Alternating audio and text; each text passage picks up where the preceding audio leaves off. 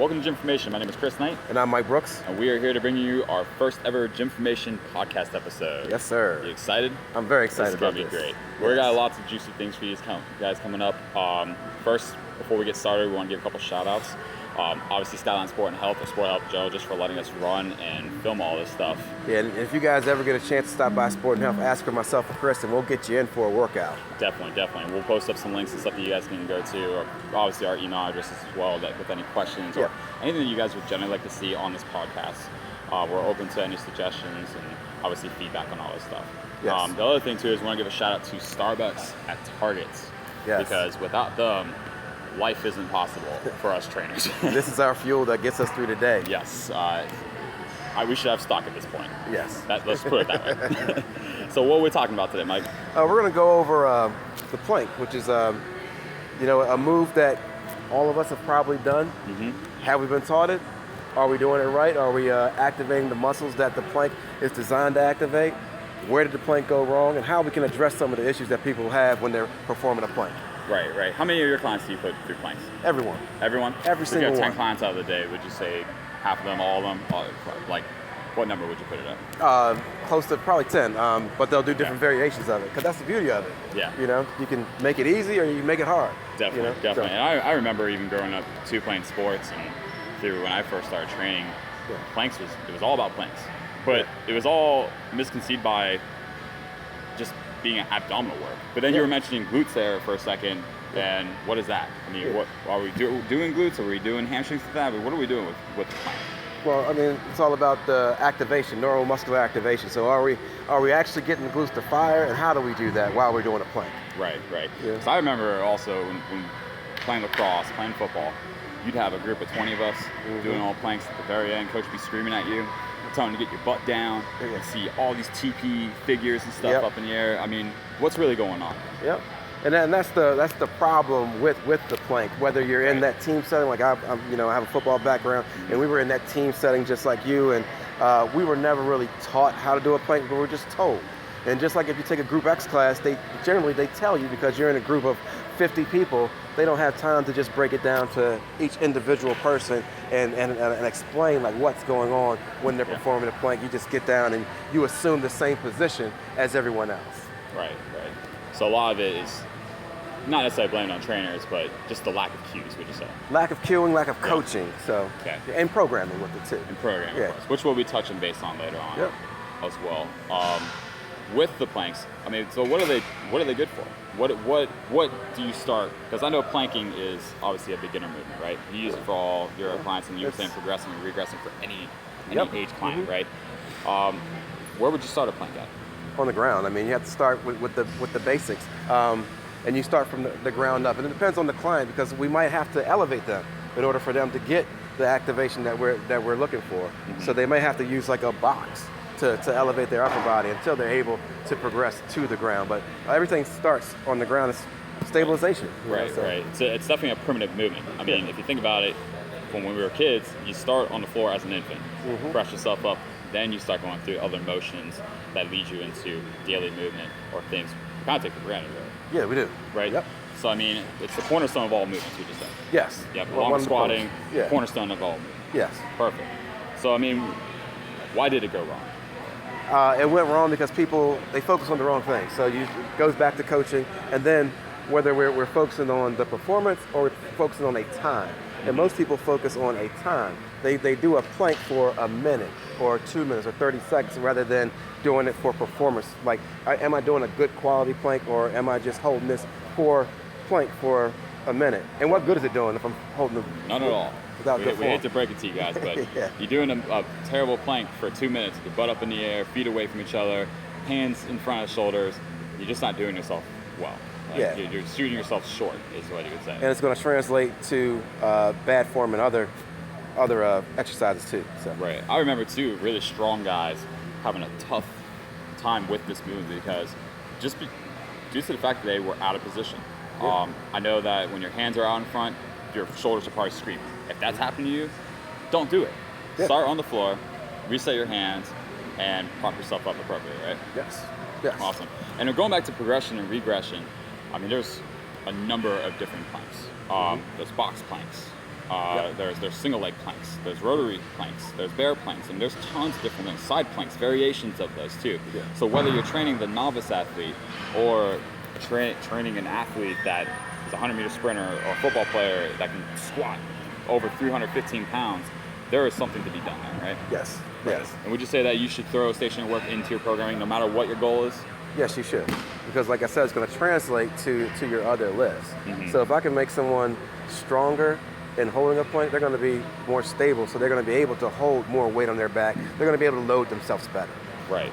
So going back to even primitive movements in general, the kinetic chain, if you can't have everything working in a line with each other, you shouldn't be doing certain things, right? Exactly. So is it too much to say that maybe if you can't do a 1 minute solid plank, you probably shouldn't be struggling to squat 225 pounds? You might want to regress. You might want to reevaluate and regress. Take a couple steps back. Right.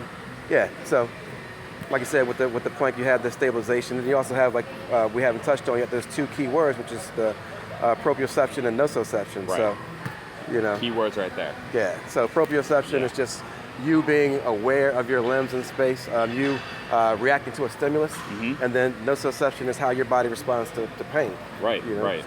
So it might be the reason why you're not stable in that 225-pound squats, because there's some type of pain that your body's going through. Right. So I guess what we're trying to say is that instead of just looking at, as Mike was saying earlier, time versus quality, let's look at it as how can I improve my motor control with this one simple movement that you've been doing forever, really. Yeah. I mean, I can't remember a time where there wasn't planks.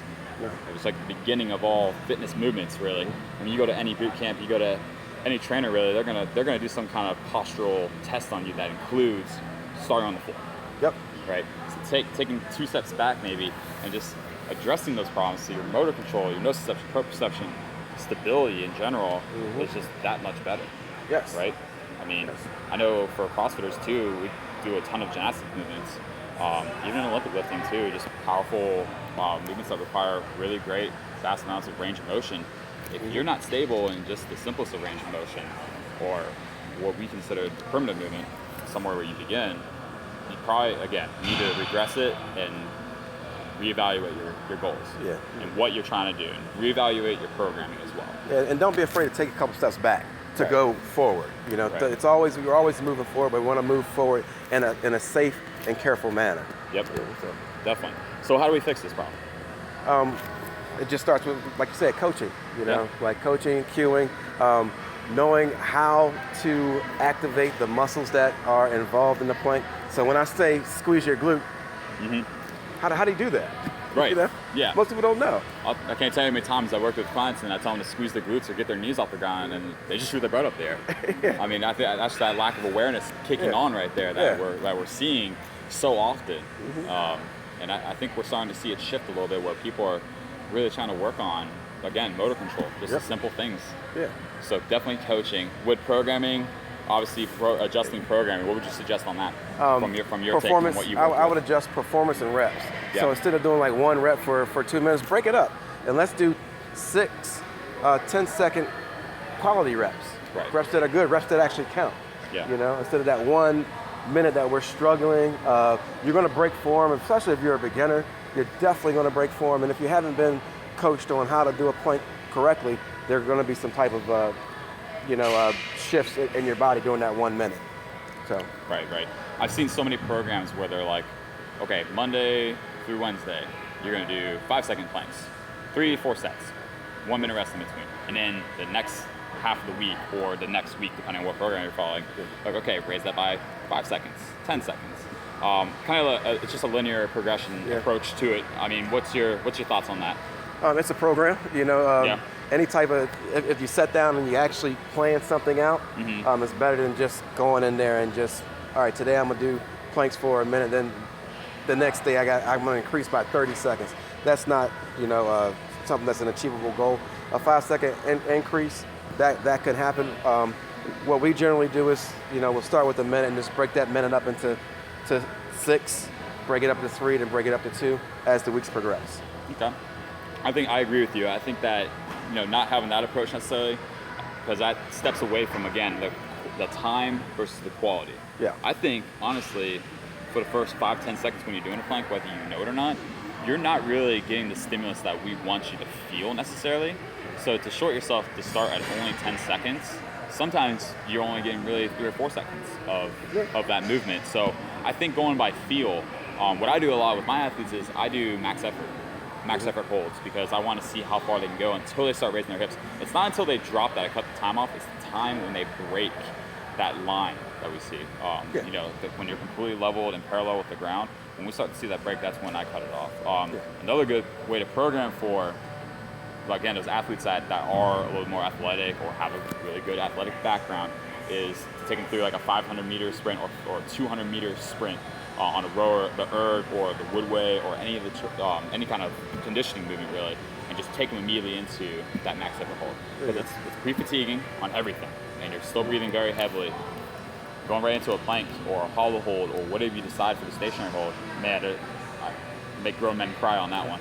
That sounds tough. Yeah. That definitely sounds tough. Exactly. And that's good when you're doing individual programming. Yeah. But as for a group, Yeah. you might want to do just to do the 10 and Right. break it back down. Simplify it. Maybe you've seen probably most other trainers do. Put it on the back burner until the end of the session when you're completely fatigued, or pair it up. What I like to do also is pair it up in between strength movements, really, because that's going to keep you firing off appropriately and keep you intact and connected with your body in between movements too. And even with some of my athletes, we use the plank in their warm-up as part of their neuromuscular activation. So, Definitely. All in that movement prep stuff. Yep. Cool. Well, when we come back, we're going to talk a little bit more about the program aspect and kind of recap on everything that we've been talking about in the beginning part. Yep. We're going to show you guys a video real quick of how to progress with a plank with one of Mike's clients, and then how to progress with one of my clients. His client is how old? Mid 40s. Yeah. And upper 40s. good. So you can do this pretty much at 40 or below, pretty much. This is like the standard plank, and then my client, who's 73, we'll show you guys how to do a box plank and see how they can move for that. All right, we'll be back. Stay tuned.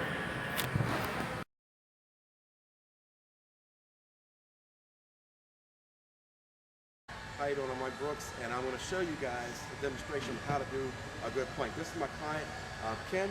We're going to go through just the progression of the plank. So we're going to start on the ground. All the way down on the ground. So generally when you're cueing with the client, you want to get on their level, so I don't want to be hovering over top of him. I just want to, be able to communicate with him in a manner that he's going to be able to understand and be comfortable with. All right, so I want you to put your elbows underneath your shoulders. Stay there. So now, your toes, I want your toes to be pointing towards you. Now lift your knees off the ground. Just your knees. So what do you feel activate right now? Quads, And what else? glutes, And what else? and my abs. All right.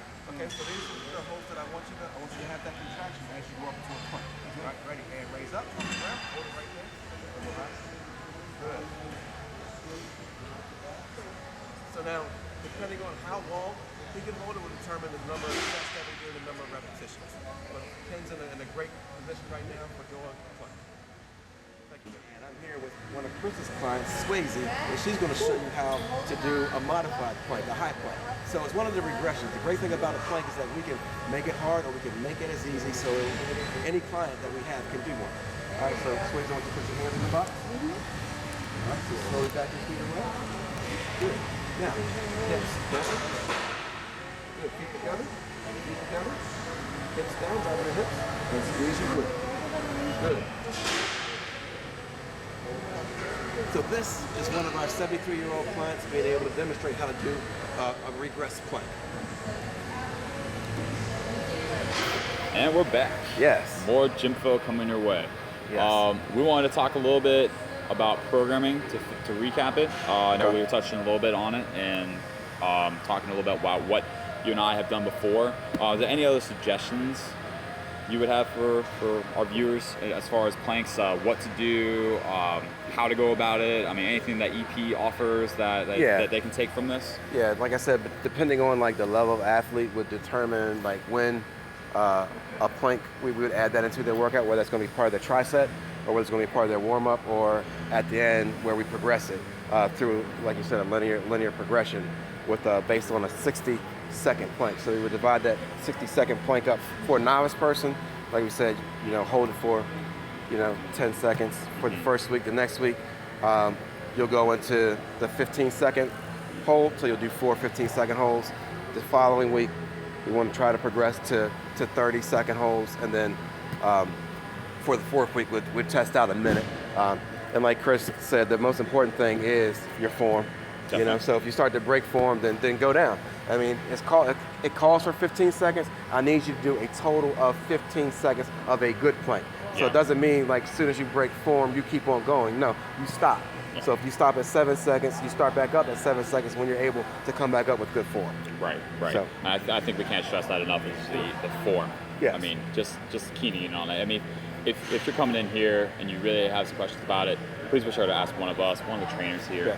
Yeah. Man, we got no problem setting aside 20, 30 seconds, just going through that real quick. It literally takes that long. Yep. It's just drop down, squeeze the butt, get the knees off the ground, prop yourself up, make sure your hands and shoulders are all in the right place, and go to town. And even the hollow holds and stuff, the other things we'll be posting later as far as progressions for the planks, separate from this video, are going to be very helpful. There's a lot of regressions for that stuff too, and it's actually stuff that will help you even get pull-ups. Again, will help you get those lifts back up. I mean, I went through a 4-month phase of just unilateral work and stationary work, and I'm hitting 315, 325 every week on back squats now. That's a PR. That's a lifetime PR right huge. there. I mean, every week consistently. So it has its worth, guys, and you know, take it and run with it. That's all I can suggest on that. And we can't reiterate enough, it's not about the actual time. I know I gave out times, but it's a time to get to. Yeah. So if it's calling for like a 30-second plank, do what you have to do to get to 30 seconds. Right. It doesn't have to necessarily be the whole 30 seconds that you're holding for. Break it up halfway through. Yeah. I mean, 15 seconds on, 5 seconds off. Yeah. Do an interval. Any bit of that when you're doing the good form with it is going to have a much better turnaround than if you were doing 30 seconds of a back plank. Yep. And again, can't stress that part enough.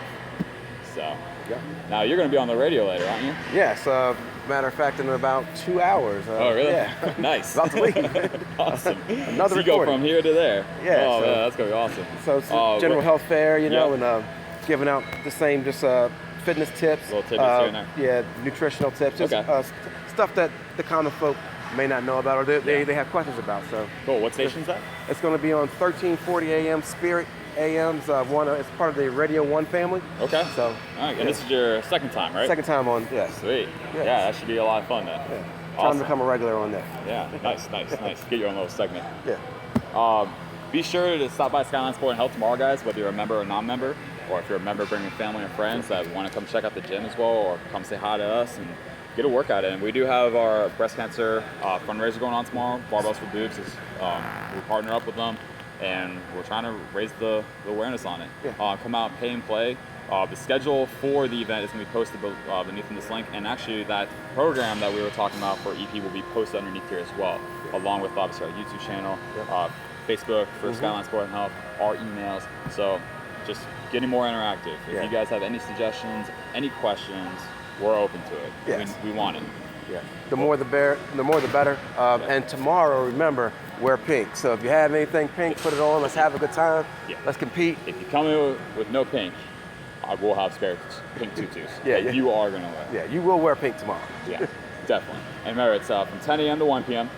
Come in at any time. They're 30-minute slots. You're not going to be working out fully for 30 minutes. I've been getting a lot of worries about that. Yeah, no. People are like, I'm not going to work out there. It's like, okay, no, that's cool. Let's go over. It's really just to go over movement standard. It's to make sure we're all on the same page so we're working out safely together. Each event will have a cutoff 5 minutes prior to that time. So for our 10 a.m., you have to arrive no later than 9:55. Okay. Okay? Can't stress that enough. For the first event, event number 1, 9:55. You need to be here no later. Just to check in and everything. We're going to give you guys a name tag. You guys will be given event 1 tag and all that stuff. And then right at 10, we start our first workout. Yeah. And the workout's going to be Grace. Yeah. 30 clean and jerks for time or 100 kettlebell swings for time. Yeah. So bring your A game. Sounds like fun. Awesome. Well, I'm Chris. And I'm Mike. With the Gym Fub. Stay tuned for more. See you next week.